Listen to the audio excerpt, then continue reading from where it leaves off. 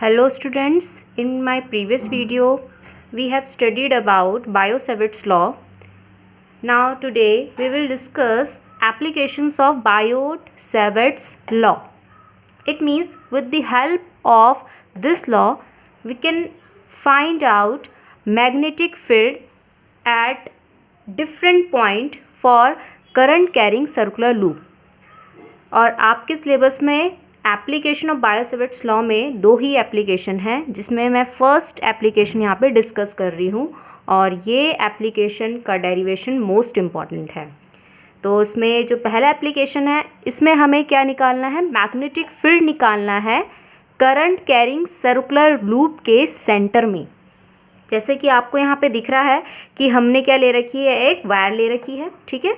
और ये जो वायर है ये किस शेप में है, यहाँ पे सर्कुलर शेप में, सर्कल फॉर्म में है, ठीक है। सर्कल फॉर्म में हमने इसको क्या कर रखा है, डिफॉर्म कर रखा है।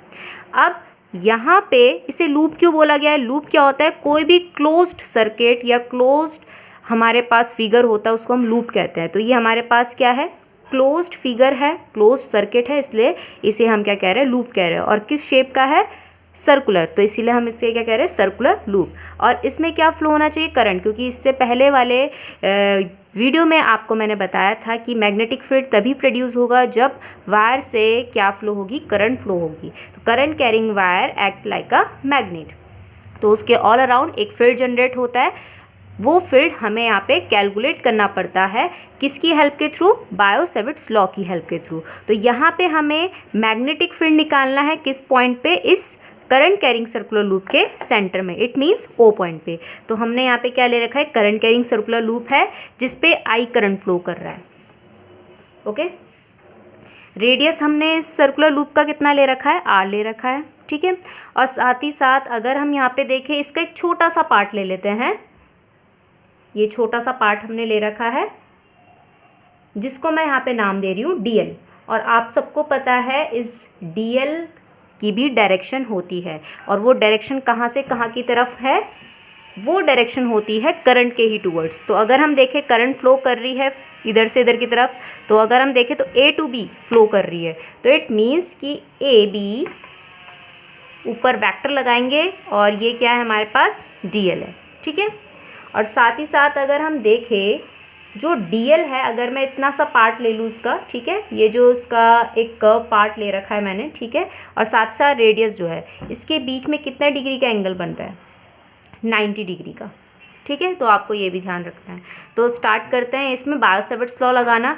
सो अकॉर्डिंग टू बायो-सैवर्ट्स लॉ, अगर मैं इस A B part, it means इस स्मॉल इन्फाइनाइटिज्मली पार्ट का अगर मैं मैग्नेटिक फील्ड लिखूँ, तो फॉर्मूला क्या होता है इसका, d B is equals to mu not upon 4 pi I D l sine theta upon are square, ठीक है। जिसमें आपको पता है आर कौन सी डिस्टेंस होती है, ऑब्जर्वेशन पॉइंट, जहाँ पे हम मैग्नेटिक फील्ड निकालना उसे कहते हैं observation point.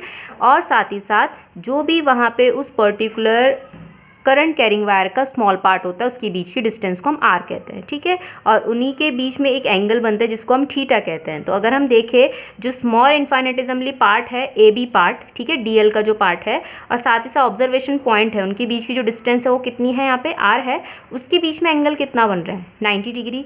So here theta is equals to कितना डिग्री है, 90 डिग्री है। तो इसको यहाँ पे लग देते हैं। तो d B is equals to कितना निकल के आ जाएगा, साइन 90 की वैल्यू कितनी होती है, 1 होती है। तो it means sign 90, sine theta यहाँ से हट जाएगा, ठीक है। तो कितना आ जाएगा, साइन 90 क्या होता है, यहाँ पे 1 होता है।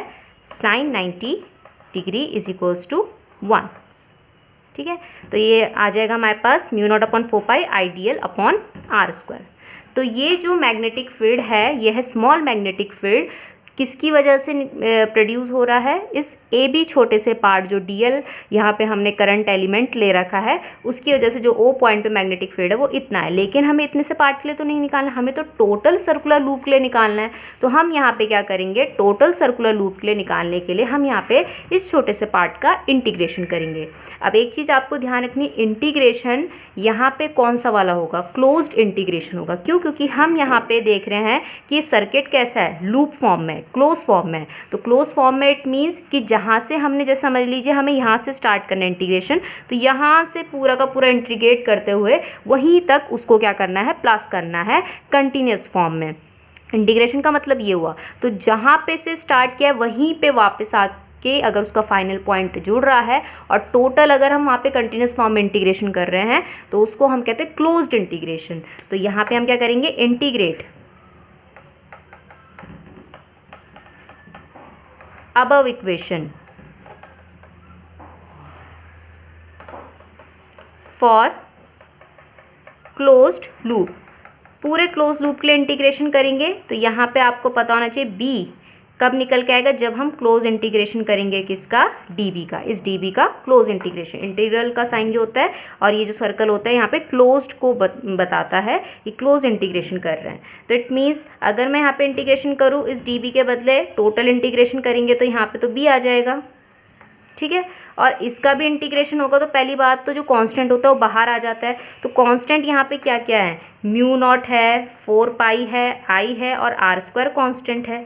सिर्फ क्लोज इंटीग्रेशन किसका होगा, डीएल का, क्योंकि डी के आगे जो चीज़ होती है एल है, यहाँ पे उसके रिलेटेड कोई भी चीज़ है नहीं। तो इट मीन सारी की सारी चीज़ें क्या हैं, कांस्टेंट और कांस्टेंट के रूप में बाहर आ जाएगी। सिर्फ इंटीग्रेशन किसका होगा, डीएल का होगा, ठीक है। डीएल का मतलब क्या है कि इस डीएल को हमें प्लस करवाते करवाते पूरा क्लोज फॉर्म में, सर्कल फॉर्म में क्या कराना है, यहाँ पे इसका इंटीग्रेशन कराना है। तो आपको पता है कि अगर मैं इसको पूरा का पूरा यहाँ पे इंटीग्रेट करा दूँ तो वो क्या निकल के आएगा, सरकमफेरेंस ऑफ दिस सर्कल। क्योंकि सर्कल की आउटलाइन का अगर मैं टोटल निकालूँ तो क्या निकल के आता है, उसका सरकमफेरेंस निकल के आता है। तो यहाँ पे अगर मैं साइड पे लिख लूँ कि ये डीएल का मतलब क्या है, क्लोज इंटीग्रेशन ऑफ डीएल का मतलब क्या है, ये है सरकमफेरेंस ऑफ सर्कुलर लूप। और अगर मैं आपसे पूछूं कि सर्कल जो है उसका सरकमफेरेंस कितना होता है, तो 2 पाई और रेडियस कितना है यहाँ पे, आर। तो मैं यहाँ पे क्या लिख दूंगी, आर लिख दूंगी, ठीक है। सो 2 पाई आर यहाँ पे पुट कर देते हैं। बी इज इक्वल्स टू कितना हो जाएगा, mu not upon 4 pi I upon are square into 2 pi r. इसमें डॉट लगाते हैं, एक आर से एक आर कट हो जाएगा यहाँ पे। और हमारे पास magnetic field at the centre of current carrying circular loop कितना निकल के आएगा, mu not upon 4 pi 2 pi I upon R. मैं यहाँ पे 2 पाई को 4 पाई से कट नहीं कर रही हूँ, क्यों, क्योंकि अगर आप इसको ऐसे में याद रखेंगे तो ज़्यादा बेटर रहेगा। जब आपके पास से रिलेटेड न्यूमेरिकल आता है तो हमें पता है म्यू नॉट अपॉन 4 पाई की टोटल कांस्टेंट की वैल्यू हमें पता है 10⁻⁷ होती है। तो हम डायरेक्ट यहाँ पे इस फॉर्मूले में म्यू नॉट अपॉन 4 पाई की जगह 10⁻⁷ रख सकते हैं न्यूमेरिकल में। तो इसलिए हमें ये जो फॉर्मूला है, जैसे कि हमने फर्स्ट यूनिट में जितने फॉर्मूलेज थे इलेक्ट्रोस्टैटिक में 1/4 पाई एप्सिलॉन नॉट की फॉर्म में याद किए थे, तो इसमें भी आपको म्यू नॉट अपॉन 4 पाई की फॉर्म में ही याद रखना है, ठीक है। तो magnetic field at the centre of current carrying circular loop कितना निकल के आएगा, mu not upon 4 pi 2 pi I upon r. ना अगर आपसे पूछ लिया गया कि ये जो सर्कुलर लूप है इसके n नंबर ऑफ टर्न्स है, मतलब एक टर्न नहीं है बल्कि बहुत सारे नंबर ऑफ टर्न्स हैं, n नंबर ऑफ टर्न्स है, तो इसका मैग्नेटिक फील्ड क्या हो जाएगा, तो मैग्नेटिक फील्ड क्या हो जाएगा, n टाइम्स इंक्रीज हो जाएगा। तो मैं यहाँ पे लिख देती हूँ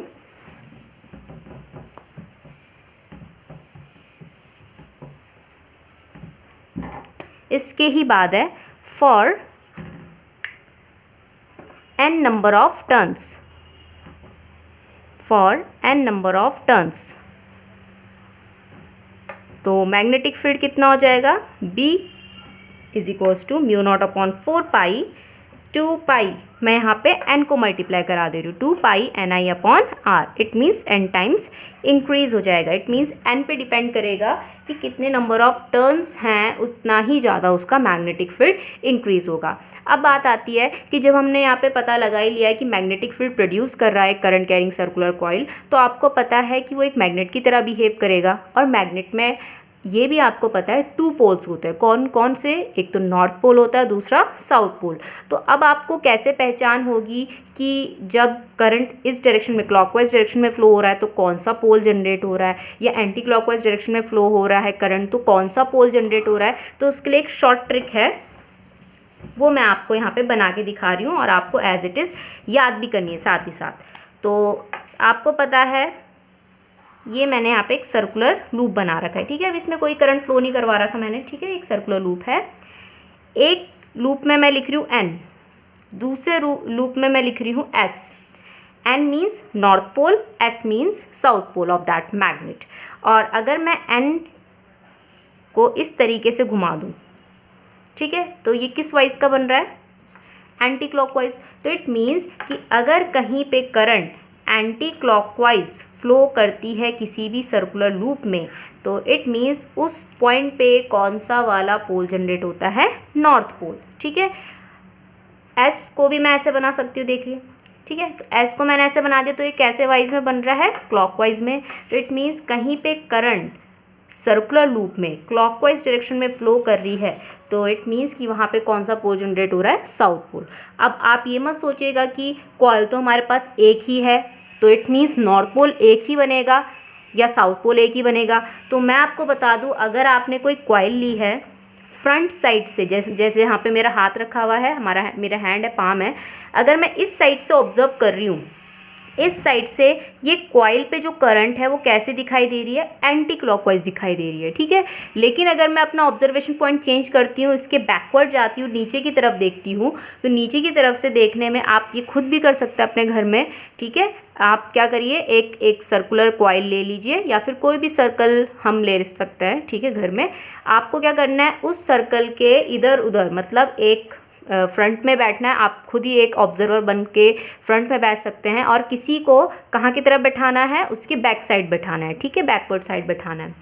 और आपको क्या करना है, अपनी फिंगर के थ्रू या पेन के थ्रू वहाँ पे एक डायरेक्शन में उस पर्टिकुलर पेन को इस तरीके से क्या करना है, घुमाना है, ठीक है।